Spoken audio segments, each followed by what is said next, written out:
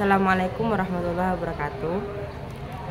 Di sini saya akan menjelaskan tentang strategi efektif dalam penyusunan naskah public speaking dalam perspektif psikolinguistik. Penyusunan naskah dalam public speaking merupakan langkah krusial yang menentukan keberhasilan dalam menyampaikan pesan secara efektif kepada audiens.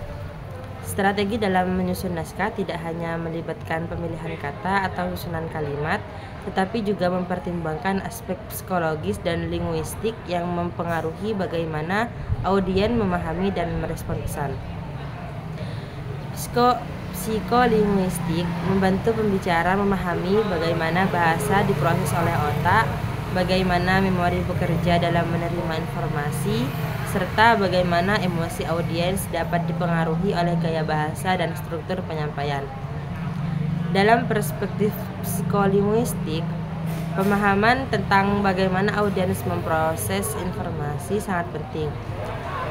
Bisa saja penggunaan repetisi atau pengulangan poin penting dapat membantu memperkuat memori audiens terhadap informasi tersebut. Selain itu, penyampaian informasi dalam bentuk cerita atau narasi dapat meningkatkan keterlibatan emosional audiens sehingga besar lebih mudah diingat. Selain itu, penggunaan alat bantu visual seperti grafik dapat mendukung penyampaian pesan dan membantu audiens memahami informasi yang kompleks. Namun, penting untuk memastikan bahwa alat bantu tersebut tidak mendominasi presentasi melainkan berfungsi sebagai pendukung. Aspek penting dalam psikolinguistik adalah pemilihan kata dan struktur kalimat yang tepat. Penggunaan kata-kata yang familiar dan struktur kalimat yang sederhana dapat mempermudah audiens dalam memproses informasi yang disampaikan. Psikolinguistik juga menyoroti pentingnya memahami konteks sosial dan budaya audiens.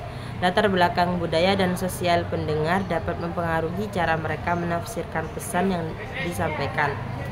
Dengan memahami aspek-aspek ini, pembicara dapat menyesuaikan isi dan cara penyampaian pesan agar lebih relevan dan diterima oleh audiens. Di era digital, psikolinguistik juga berperan dalam memahami bagaimana media sosial mempengaruhi kebiasaan berbahasa dan komunikasi publik. Psikolinguistik juga mendekatkan pentingnya umpan balik dalam komunikasi. Memahami audiens bagaimana mereka merespon dan memproses sebesar mewujudkan pembicara untuk menyesuaikan strategi komunikasi mereka secara real time, meningkatkan interaksi dan keterlibatan audiens selama sesi public speaking. Di sini terdapat beberapa contoh penerapan psikolinguistik dalam public speaking. Yang pertama yaitu mengatasi kesalahan berbicara seperti kesenjapan atau kilir lidah. Hal ini sering terjadi dalam public speaking dan dapat mempengaruhi kredibilitas pembicara. Yang kedua, pemanfaatan teknologi dalam pembelajaran bahasa telah berkembang pesat. Yang ketiga, integrasi mata kuliah psikolinguistik dalam kurikulum pendidikan dapat meningkatkan kompetensi public speaking mahasiswa. Pemahaman tentang psikolinguistik, neurolinguistik dan sosiolinguistik dapat memperkuat keterampilan komunikasi lisan mahasiswa sehingga mereka lebih efektif dalam menyampaikan ide dan gagasan di depan umum.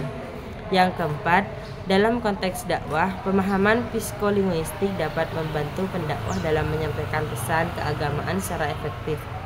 Nah, dalam penerapan prinsip psikolinguistik, public speaking tidak hanya membantu dalam mengatasi hambatan komunikasi, tetapi juga meningkatkan kualitas penyampaian pesan sehingga audiens dapat menerima dan memahami informasi dengan lebih baik. Mungkin hanya itu yang dapat saya sampaikan, kurang dan lebihnya saya mohon maaf. Wassalamualaikum warahmatullahi wabarakatuh.